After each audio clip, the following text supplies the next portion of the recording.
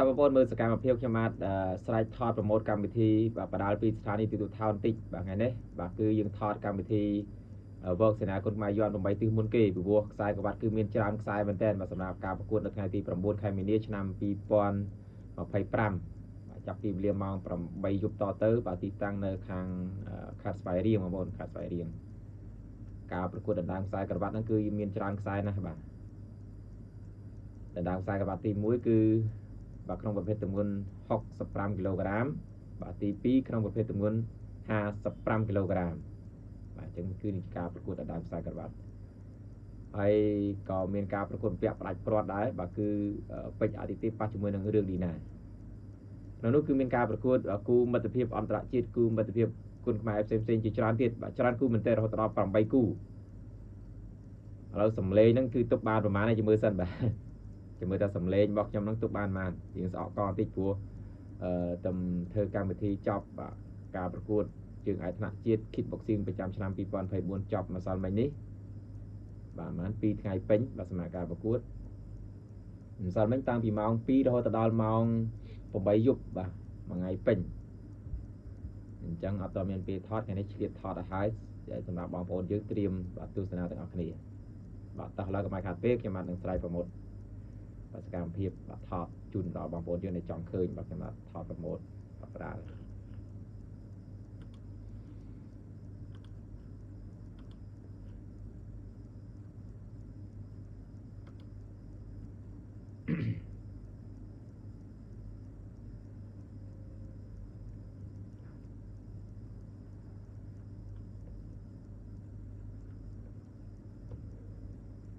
គូម៉ារ៉ាតុនដណ្ដើមខ្សែក្រវ៉ាត់ក្នុងប្រភេទទម្ងន់65គីឡូក្រាម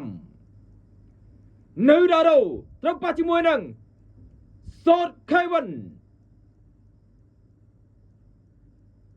មនប្រមាញត្រូវប៉ះជាមួយនឹងសំភ័សគុណខ្មែរវីសំភ័សគុណខ្មែរ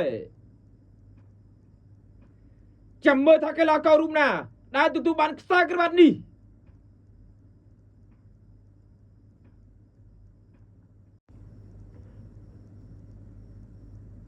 ការប្រកួតដណ្ដើមខ្សែក្រវ៉ាត់ Foreman Marathon Championship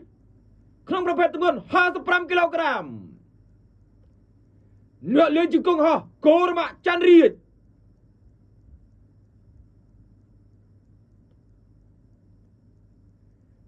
កណ្ដាប់ដៃផ្នែកបន្ទោលមកពីប្រទេសចិនយ៉ាងគួន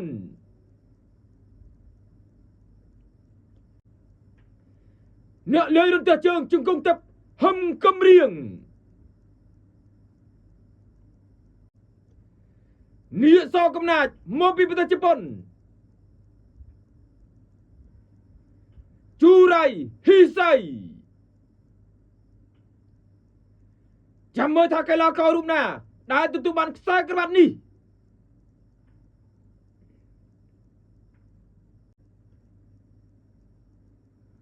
គូដណ្ដើមខ្សែក្រវ៉ាត់យកលេខ3ឌុនសារវ៉ាន់ត្រូវប៉ះជាមួយនឹងគឿមសវណ្ណងា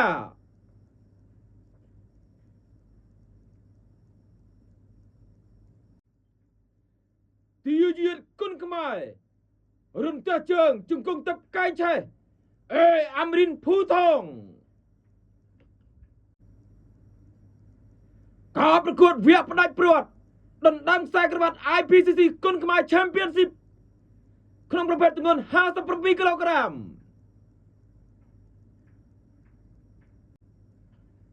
អ្នកលេងកណ្ដាប់ដៃចិតស៊ូពេជ្រអាទិទេពតតាំងប្រហារជាមួយនឹងរឿងឌីណាចាំមើលថាកីឡាកររូបណាដែលទទួលបានខ្សែក្រវ៉ាត់នេះជួបគ្នានៅថ្ងៃអាទិត្យទី9ខែមីនាចាប់ពីវេលាម៉ោង8យប់តទៅទីតាំងស្ថានភាពរង្វង់មូលទន្លេវ៉ៃកូក្រុងស្វាយរៀងខេត្តស្វាយរៀងការប្រកួតវគ្គផ្ដាច់ព្រាត់ដណ្ដើមខ្សែក្រវ៉ាត់ IPCC គុណខ្មែរដកកក្រើកអស្ចារ្យអមជាមួយទឹកប្រាក់ om chỉ môi tập bạ rung buôn lấy mùi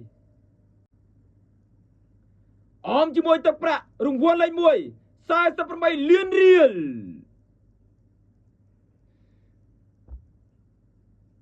cô đồng bồn màนี่สแกมเพียบคลาในการทอดโปรโมทประดาลปีสถานีตูทาวน์ยึงในแบบประมาณใส่เวียนเตียนโดยเฉพาะกรรมวิธีมาไฟแบบกรรมวิธีบูสตรองกรรมวิธีเกินสเบิร์ดแบบจังปงกอมันต่อไปสไลด์ให้คือสำเร็จแบบนี้คุณบางบนสำหรับการโจจัดการคอมเมนต์ให้การช่วยเสียคอมเพล็กซ์ไลฟ์เสียเนี่ยมวยให้follow page กับเขมาทางคุณจานแบบนี้ยืนสกรรมเดียวหลักๆเขมาทอดจูนน้องบนยืนจับไว้จังจับมวยใส่เวียนประมาณใส่เวียนเตียนเอาคุณสำหรับการเสียนังการคอมเมนต์จะมีเรื่องแบบ